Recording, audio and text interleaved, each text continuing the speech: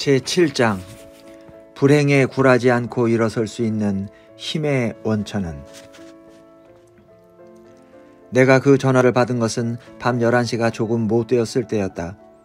늦은 밤에 걸려오는 전화는 받기도 전에 그것이 나쁜 소식이라는 점을 예감하게 된다. 어쨌든 나는 전화를 받았고 상대방은 우리 회당의 교인도 아닌 생면부지의 사람이었다.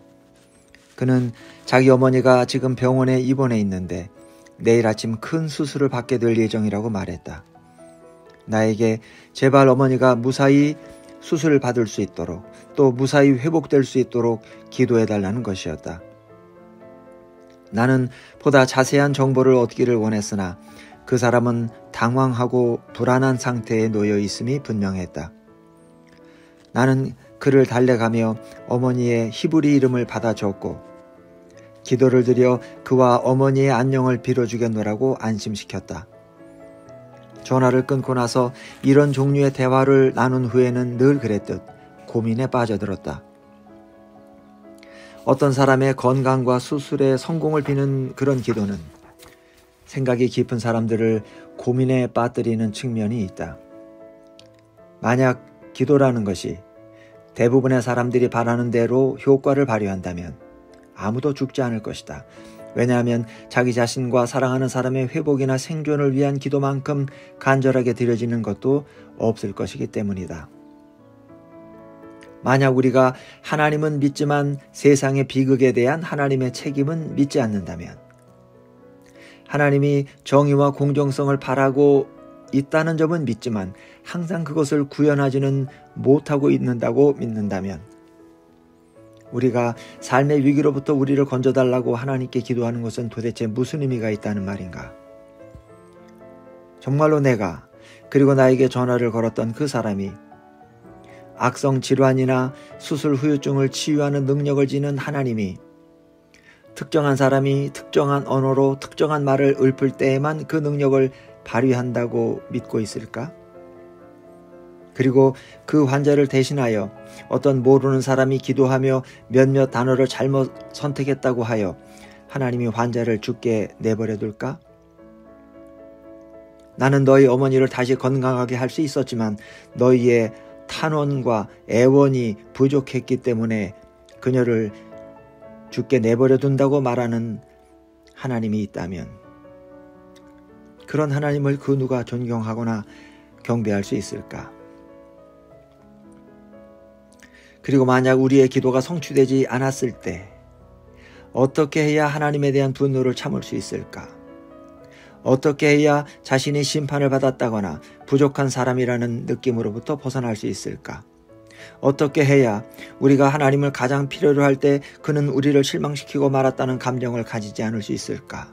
어떻게 해야 하나님이 우리를 불만스럽게 여기고 있다는 바람직하지 못한 감정을 피할 수 있을까? 어려서부터 행복한 결말로 끝나는 경건한 이야기나 사람들이 기도하면 기적적으로 치유되는 이야기를 들으며 자라난 맹인이나 장애아의 심경을 한번 헤아려보자. 그 아이가 자신의 모든 정성과 순수함을 바쳐 다른 아이들처럼 온전한 몸으로 만들어달라고 하나님께 기도했다고 치자. 그리고 이제 그가 자신의 장애가 영영 고칠 수 없음을 알게 되었을 때 하나님이나 혹은 그런 이야기들을 해준 사람들이나 아니면 자기 자신을 향해 분출될 비애와 분노를 한번 상상해보자.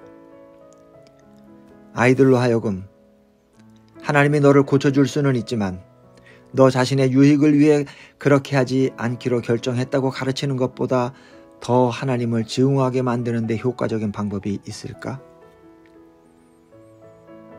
다음은 왜 내 기도는 이루어지지 않는가? 라고 묻는 사람들에게 해줄 수 있는 몇 가지 대답들이다.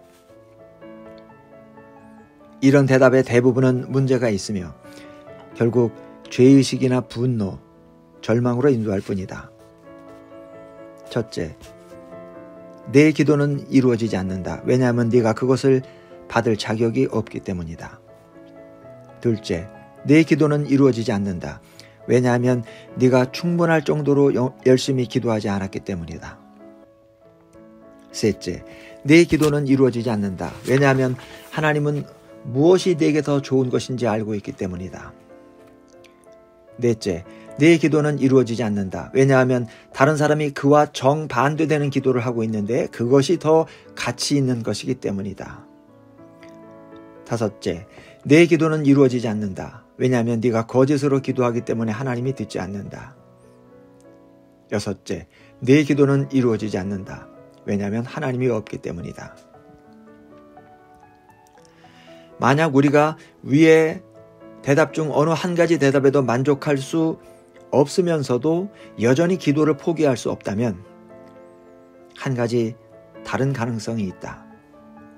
기도한다는 것, 그리고 그 기도에 응답을 받는다는 것에 대한 우리의 기존 관념을 바꾸는 것이다. 이 책의 앞부분에서 내가 인용했던 탈무드는 유대법에 대한 논의를 편집한 것인데 우리가 해서는 안 될 나쁜 기도와 부적절한 기도의 사례가 나타나 있다.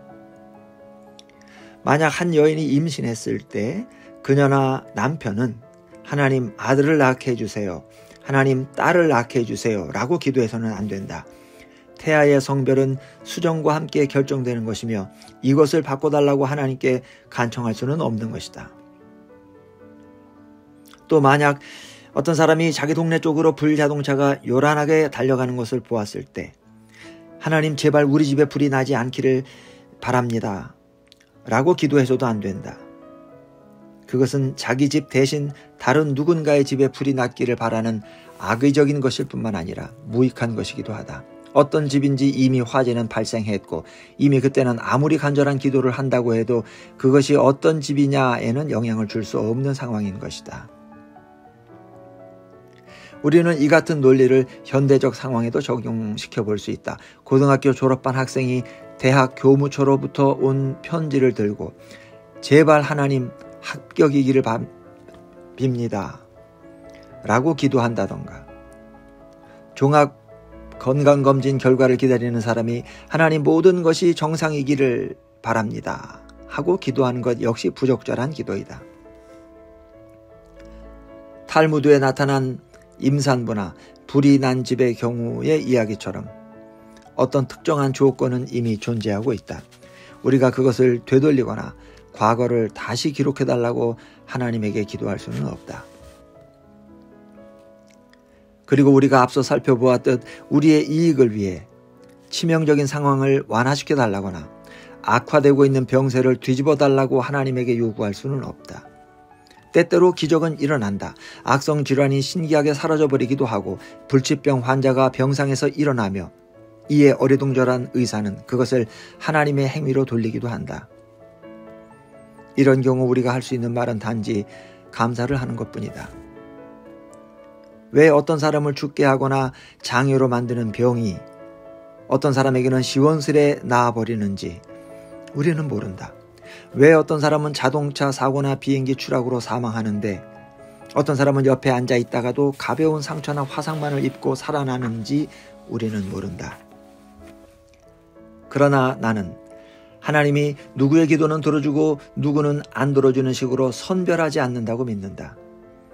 하나님의 행위에 우리가 식별할 수 있는 어떤 리듬이나 이유 같은 것은 없어 보인다. 아무리 생존자와 사망자의 삶을 조사해봐도 우리가 어떻게 살고 어떻게 기도해야 하나님의 호감을 살 수 있는지 알아내는 데에는 아무런 도움도 되지 않는다. 기적이 일어나거나 구사일생으로 살아났을 때 우리는 자신의 기도나 업적과 검소한 생활 같은 것들이 그 기적을 만들어낸 것이라고 생각해서는 안 되며 다만 그 기적 앞에 머리 숙여 감사하라고 들어왔다. 다음번에 우리가 시도했을 때에는 왜 이번에는 기도가 효과가 없는지 의아해지게 될 것이기 때문이다. 기도하기에 적절치 않은 두 번째 유형은 그 기도가 다른 사람에게 해가 되기를 기원하는 셈이 되는 경우다. 모든 종교들이 마찬가지이듯이 만약 기도가 우리의 영혼을 넓히는 의미를 지닌 것이라면 여기에는 비열함이나 질투 또는 복수심 등이 담겨 있어서는 안 된다. 치열한 경쟁을 벌이던 두 상점 주인 이야기가 있다. 이들의 가게는 서로 길 건너에 있어 두 사람은 각자 가게문 앞에 앉아서 서로의 사업을 감시하곤 했다. 만약 자기 가게에 손님이 한 명 들어오면 상대편 주인을 향해 승리의 미소를 지어 보이곤 했다. 어느 날 밤 한 상점 주인의 꿈에 천사가 나타나 말했다. 네게 교훈을 주기 위해 하나님이 나를 보내셨다.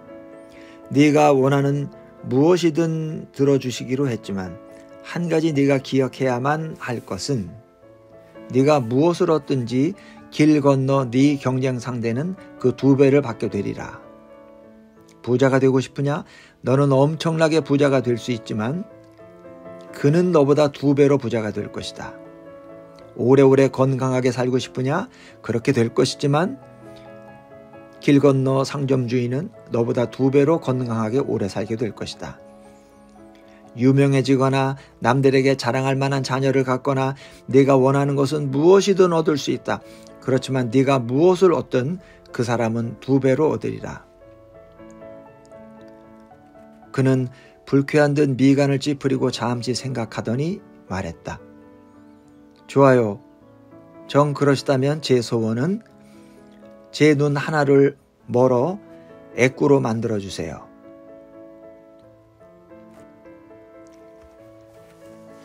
마지막으로 우리는 스스로 할 수 있는 일을 하나님께 해달라고 기도해 힘들고 하기 싫은 일을 기피해서도 안 된다. 한 현대신학자는 다음과 같은 글을 썼다. 오 하나님, 우리가 전쟁을 끝나게 해달라고 당신에게 기도만 할 수는 없습니다. 왜냐하면 당신이 이미 인간 스스로 자신과 이웃 가운데에서 평화의 길을 찾아야만 하도록 이 세상을 창조하셨음을 우리가 알기 때문입니다. 오 하나님, 우리가 굶주림을 끝나게 해달라고 당신에게 기도만 할 수는 없습니다.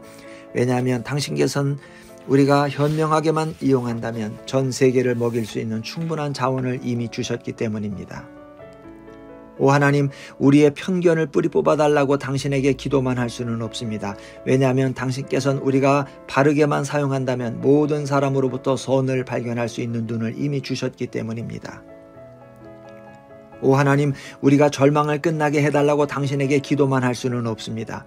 왜냐하면 당신께서는 이미 우리가 스스로의 힘을 의롭게만 사용한다면 빈민가를 청소하고 희망을 줄 수 있는 힘을 우리에게 허락하셨기 때문입니다.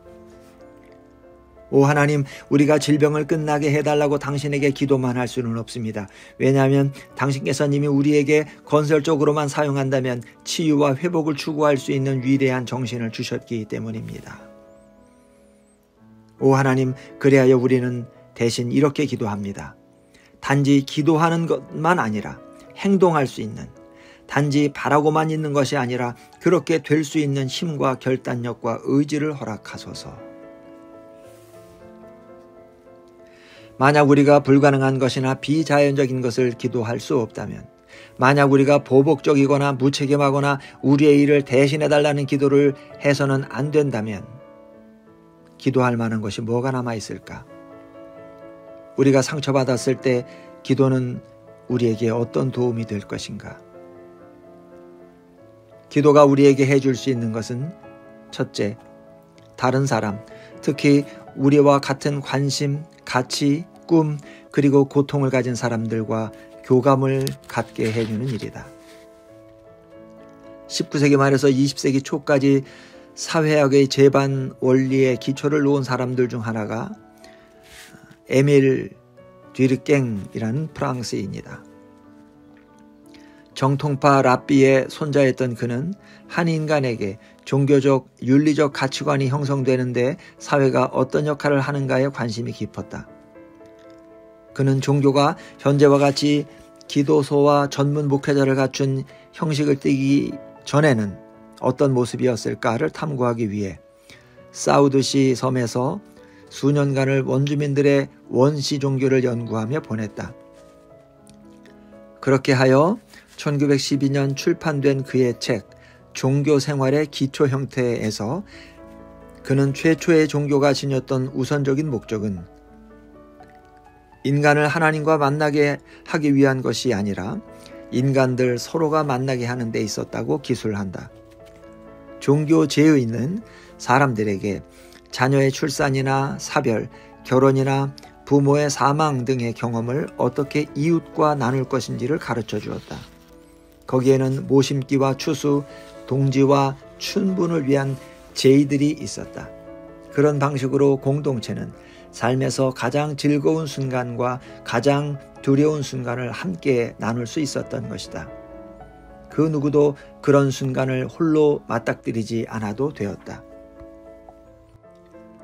내 생각에는 아직도 종교가 가장 잘 수행하고 있는 것은 바로 그 부분이다. 의식이나 형식을 좋아하지 않는 사람들도 그것이 법정에서 조용히 올리는 것과 아무런 법적 차이도 없건만 친구와 이웃이 함께하는 가운데 늘 비슷한 말과 비슷한 순서로 올려지는 전통적인 결혼식을 선호한다. 우리는 다른 사람들과 기쁨을 함께 나눌 필요가 있으며 그것이 두려움이나 슬픔일 경우에는 더욱 그렇다. 고인이 사망한 후 일주일간의 추모기간인 유대교의 쉬바 역시 기독교의 철야나 조문과 마찬가지로 이 같은 필요에 의해 발전되어 왔다. 우리가 끔찍하게 외로울 때, 운명의 손가락이 우리를 가리킬 때, 어두운 구석에 틀어박혀 스스로를 원망하고 싶을 우리는 자신이 공동체의 한 부분이라는 점을 생각해야 한다. 즉, 주변에는 우리를 생각해주는 사람들이 있고 여전히 우리는 삶의 물결의 일부라는 점을 상기할 필요가 있다. 바로 이때 종교는 우리의 행동을 형성하고 사람들과 함께하며 그들을 우리의 삶 속에 끌어오도록 만드는 것이다. 장례를 치르기 전 유족들을 만나면 그들은 우리가 거실에 그 많은 사람들로 붐비게 하면서까지 꼭 쉬바를 지켜야만 하나요? 그냥 우리를 내버려 달라고 그분들께 부탁하면 안 될까요? 라며 종종 내게 묻곤 한다. 내 대답은 이렇다. 안 됩니다. 사람들이 당신의 집으로, 당신의 비탄 속으로 들어오게 하는 것이 바로 당신이 지금 꼭 해야 할 일입니다. 그들과 함께 나누고 대화하고 그들이 당신을 위로하게 하십시오. 당신은 지금 자기가 아직 살아있음을 그리고 이 세상 생명의 일부임을 상기할 필요가 있습니다. 유대의 훌륭한 관습으로 세우닷 바브라하, 즉 식사대접이라는 애도의식이 있다. 묘지에서 집으로 돌아오면 유족은 스스로 식사를 하거나 손님들을 대접할 수 없다. 오히려 다른 사람들이 그들을 먹여주어야 하는데 그것은 주위의 이웃들이 그들을 지탱해주고 그들의 공허한 세계를 채워준다는 것을 상징한다. 그리고 유대교에서 고인의 일주기에 거행하는 기도회인 애도자의 카디시에 참석하는 유족들은 주변의 교인들이 그들을 도와주려 하고 동정하는 분위기를 맛보게 된다. 그들은 주변의 사람들이 마치 자기 가족을 잃은 듯 애도하는 모습을 보고 들을 수 있으며 그것을 통해 유독 자기만이 불운의 주인공이 된 듯한 생각에서 벗어날 수 있다. 유족은 그들의 존재를 통해 공동체가 이들을 하나님의 징벌을 받은 희생자라고 멀리하는 것이 아니라 오히려 자신들의 일부로 받아들이고 위로하고 있다는 사실을 느낄 수 있게 되고 이에 위안을 받게 된다. 내가 처음에 언급했던 수술을 앞둔 어머니를 위해 기도해달라고 전화했던 난 모르는 사람의 경우도 마찬가지다. 나를 포함한 그 누구의 기도로도 하나님이 수술 결과를 좌우하지는 못한다고 믿으면서도 왜 나는 그 기도의 요청을 수락했을까? 그것은 그 수락을 통해 나는 그에게 이렇게 말하고 있기 때문이다. 나는 어머니에 대한 당신의 근심을 들었습니다. 나는 무슨 일이 생길까 두려워하고 걱정하는 당신의 마음을 이해합니다. 나는 우리 공동체와 이웃들이 당신의 그런 근심을 함께 나누고 있음을 알아주기를 바랍니다. 우리는 비록 당신을 모르지만 당신과 함께 할 것입니다. 우리도 당신처럼 도움을 간절히 바라는 상황에 처한다면 어떨까 충분히 짐작할 수 있기 때문입니다. 우리는 모든 일이 잘 되기를 바라고 기도할 것이며 당신은 이같이 두려운 상황에 혼자 맞서고 있다고 느낄 필요가 없을 것입니다.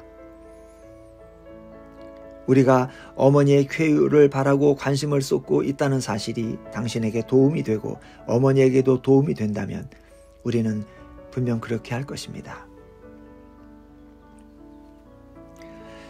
그리고 나는 사람들의 관심과 배려가 한 사람의 건강 상태에 영향을 줄 수 있다는 것을 분명히 믿는다.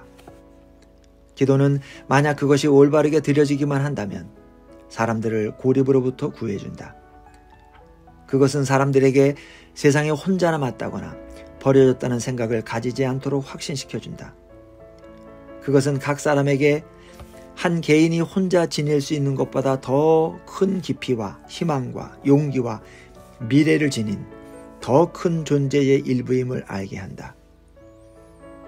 어떤 사람은 예배에 참석하고 어떤 사람은 기도문을 암송하지만 그것은 하나님을 찾으려는 것과 함께, 아니 그보다